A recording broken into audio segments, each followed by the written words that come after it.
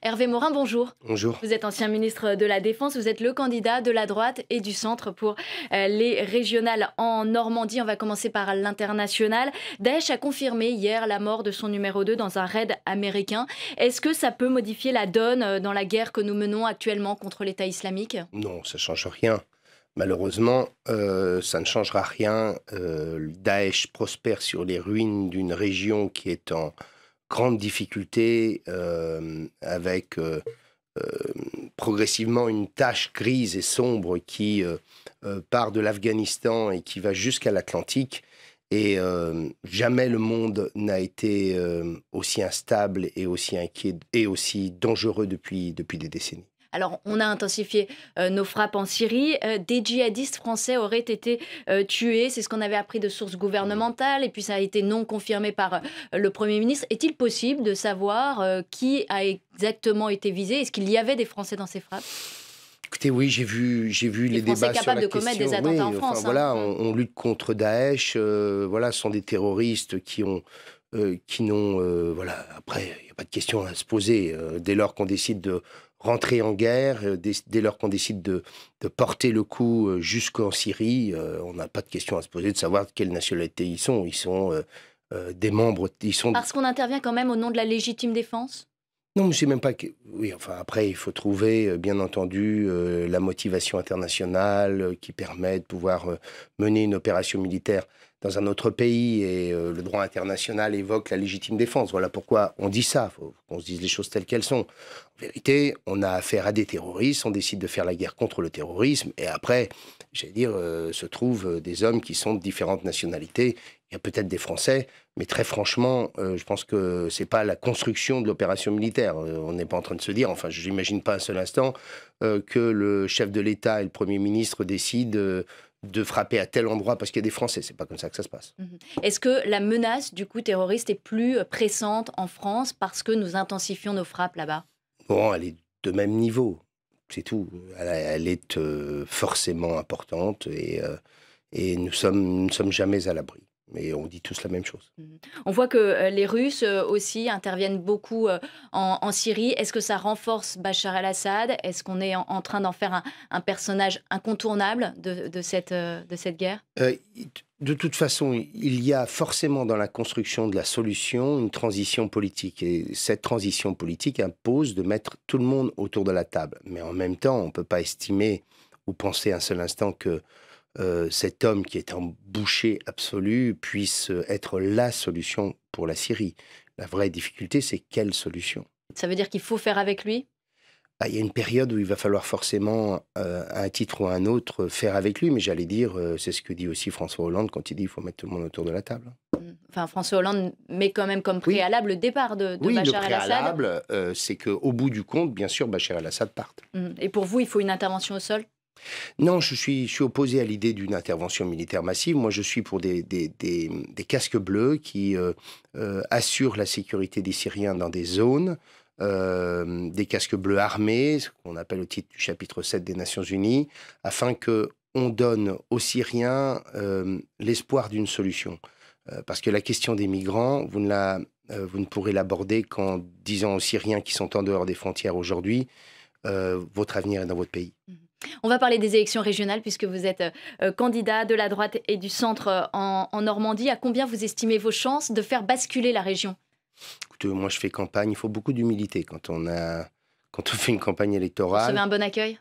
Oui, j'ai un très bon accueil. Les gens savent à quel point j'ai défendu depuis 1999, à travers une proposition de loi, la réunification de la Normandie. Je suis normand de toutes mes fibres. Et je suis enthousiaste à cette idée-là. Pour moi, ça a des conséquences importantes, puisque c'est abandonner ma vie politique nationale, mais je le fais... Vous dites que vous êtes pour la réunification de la Normandie, vous avez voté la loi NOTRe? Non, je me suis abstenu, parce que honnêtement, la loi NOTRe, elle est ni fait ni à faire. Mais il y avait contradictoire? Non, pas du tout. Il y avait un élément positif qui était la réunification de Normandie. Mais vous pensez que la région qui va de Poitou-Charentes à Biarritz, ça a du sens? Vous pensez que la région Grand Est, ça a du sens? Ça n'en a pas. Vous vous souvenez que ça a été fait en dernière minute au Salon Vert de l'Élysée à 21h30, le découpage régional. Je me suis abstenu uniquement parce qu'il y avait en effet la Normandie. Sinon, j'aurais voté contre tellement c'est un peu du n'importe quoi. Si vous êtes élu, quelle sera votre première priorité? On voit qu'en Normandie, il y a un taux de chômage des jeunes qui est supérieur de 20% à la moyenne. Est-ce que ce sera votre objectif premier? Moi, j'ai un message simple. La meilleure des politiques sociales, c'est celle qui passe par l'emploi. Et l'emploi, ça passe par l'entreprise. Et donc, je vais développer une politique qui favorise l'entreprise dans tout le spectre de sa vie, de sa création jusqu'à sa transmission et en passant par l'exportation. Et donc, j'ai été m'inspirer. Je suis allé en Allemagne voir ce qu'ils faisaient. Je suis allé en Israël voir ce qu'ils faisaient. Il y a toute une série de solutions innovantes. Je veux qu'on crée des fonds d'amorçage, je veux qu'on crée un fonds d'investissement, je veux qu'on règle la question de la sous-capitalisation des entreprises normandes comme des entreprises françaises en permettant de pouvoir rentrer ce qu'on appelle en haut de bilan, en fonds propres ou en quasi-fonds propres dans les entreprises. Je veux qu'on mette en place des dispositifs nouveaux à l'export pour permettre à une PME d'y aller plus facilement. Tout ça avec une agence unique qui sera dotée de 100 millions d'euros. Il faut qu'on ait des politiques de filière. Il faut qu'on ait des dispositifs qui soient réactifs, souples, simples et qu'on mette l'entreprise au cœur du système. Moi, ce que je veux, c'est créer un écosystème régional. Ça, ce sera votre priorité? La terre d'accueil en France de l'entreprise, ça doit devenir la Normandie. Et au niveau de l'organisation, comment ça va se faire? Il y aura la préfecture à Rouen et le conseil régional à Caen? Et moi, je dis que aucune des deux régions actuelles ne doit se sentir dégradée par la réunification de la Normandie. C'est une dynamique formidable. Ça permet de réécrire les politiques. Vous vous rendez compte de cette chance-là que nous avons? Nous pouvons mettre à bas les conservatismes, les petits arrangements, les choses auxquelles on n'ose pas toucher d'une majorité à l'autre. Et là, au contraire, on repart d'une page blanche et on réécrit. Vous voyez qu'elle n'est n'est pas si mal, finalement, cette loi NOTRe. Non, mais je parle de la Normandie. Mais ça permet... Ouais, enfin, d'accord, mais je voudrais voir un peu comment va se débrouiller le président de la région sud-ouest quand il va avoir à mener des politiques globales de Poitou-Charentes jusqu'aux Pyrénées. Favorable plutôt au conseil régional à Caen. Donc je dis, si on veut qu'il y ait une dynamique, il faut que chacun se sente bien dans cette réunification. L'État a fait un choix qui est la préfecture à Rouen. Donc je dis que la présidence du conseil régional sera à Caen et nous aurons 3 villes, Caen, Rouen, Le Havre, dans lesquelles nous y mettrons des services administratifs par pôle pour faire en sorte qu'il y ait un fonctionnement fluide de la région. Il faut sortir des schémas verticaux, il faut aller vers des schémas horizontaux et construire en quelque sorte la métropole de demain à travers ce triangle qui doit être le poumon, le cœur du développement de la région que représente ce triangle Caen, Rouen, Le Havre. Vous avez évoqué tout à l'heure vos ambitions, donc elles passent par la région. Ça veut dire que vous avez tiré un trait sur toutes vos ambitions nationales? Je continuerai à être président du nouveau centre. Je compte bien entendu, porter un message, tout du moins soutenir un candidat au moment de l'élection présidentielle et y mettre tout mon poids. Vous ne serez pas candidat à une primaire de la droite et du centre? Je veux faire en sorte que la Normandie se réveille. Voilà. Vous ne serez pas candidat à une primaire de la droite et du centre? Non, je n'ai aucune intention de tout cela. Moi, je veux m'investir dans cette région. Vous vous rendez compte que le 14 décembre au matin, compte tenu de l'impréparation absolue dans laquelle nous nous situons, les socialistes n'ayant absolument rien préparé, nous allons nous retrouver avec un président de région qui a 2 administrations complètes en Haute et en Basse-Normandie en disant désormais il n'y en a plus qu'une seule. Et vous imaginez... Pour mettre en œuvre une loi qui vient d'être votée. Mais ça fait 1 an qu'on sait que la réunification va avoir lieu. Sauf que pour s'éviter tout problème, on a mis la poussière sous le tapis en disant on verra ce qu'on fera le 14 décembre. Donc il va y avoir un énorme travail d'écoute, de construction de cette réunification et c'est quelque chose vraiment... Et ce n'est pas compatible du coup avec votre poste de député? Avec une primaire, ça c'est clair. Vous démissionnerez de votre poste de député? Oui, j'ai déjà annoncé que pour moi, la Normandie serait... et que je renoncerais à rentrer au gouvernement en 2017 si on me le propose. On va à présent écouter... on va écouter... Qui on va écouter? On va écouter Laurent Wauquiez. Voilà, parce que c'est vous qui avez le dernier mot dans la matinale. D'accord.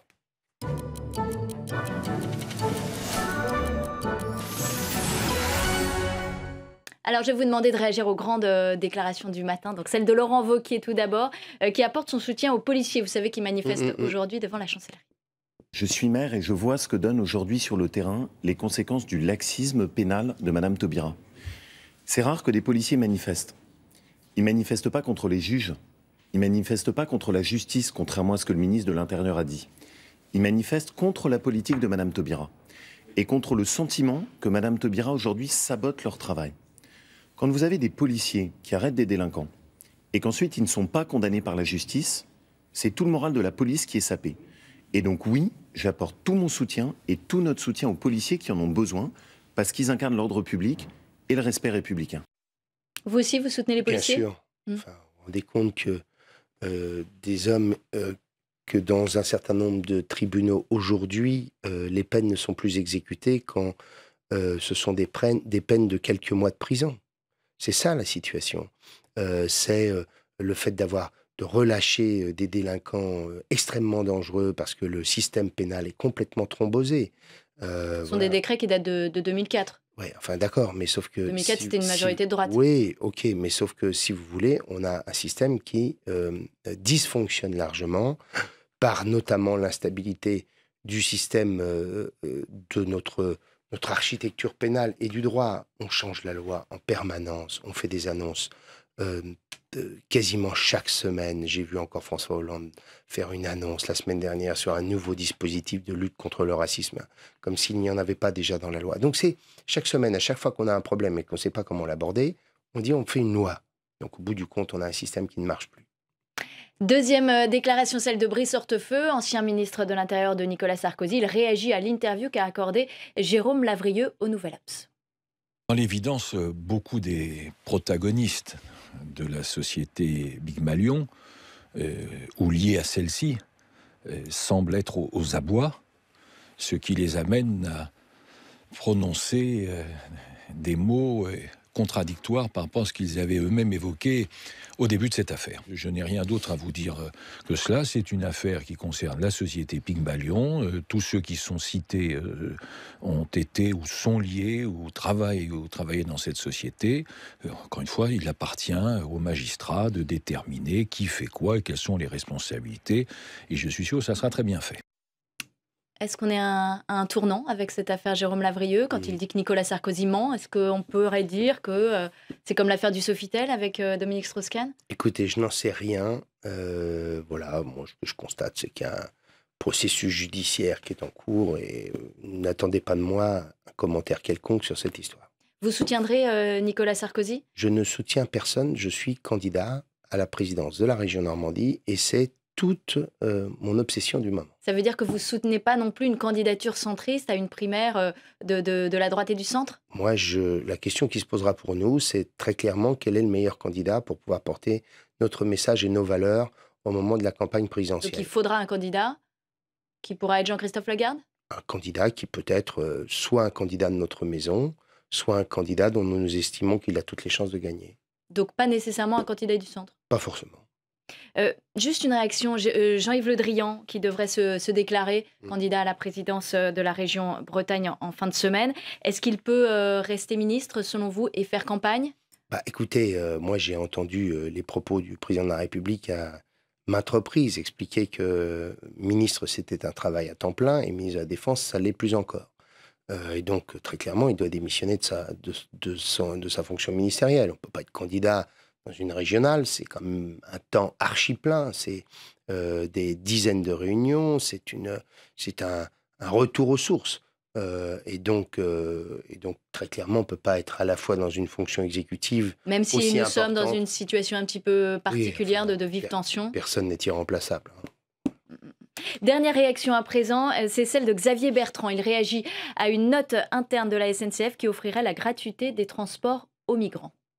Je demanderai par courrier dans la journée à Guillaume Pépi, le président de la SNCF, de donner des explications et d'apporter des solutions. Il n'est pas possible qu'aujourd'hui le train soit gratuit pour les migrants. C'est impossible, c'est intolérable. La SNCF doit apporter des solutions et l'État doit également s'expliquer sur cette situation. Parce qu'autrement, il ne faut pas s'étonner que nous ayons en permanence ce problème à Calais. Si les migrants, si les clandestins sont à Calais, c'est pas pour rester à Calais, c'est pour passer en Angleterre.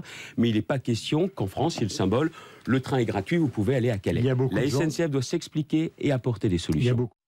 Donc le train gratuit pour les migrants, c'est ce que propose Xavier Bertrand? Non, c'est pas ce qu'il propose du tout. Il ne dit pas qu'il faut... pas gratuit pour les migrants, pardon. Non mais attendez, c'est absolument ahurissant. Je ne peux pas croire un seul instant que la SNCF évoque ou pense que nous allons rendre le train gratuit pour toutes celles et tous ceux qui veulent aller en Angleterre. Enfin, ça me paraît ahurissant.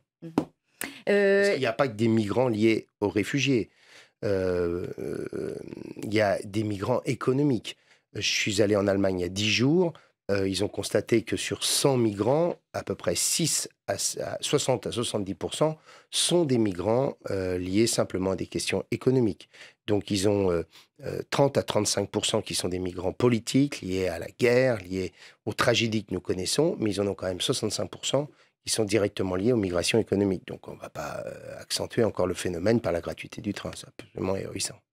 Merci Hervé Morin d'avoir été l'invité de la matinale, ancien ministre de la Défense et puis candidat, on l'a bien compris, à la présidence de la région Normandie sous les couleurs de la droite et du centre. Avec vous, on a aussi parlé de la primaire des Républicains en France. Parlons maintenant de celle des démocrates aux États-Unis.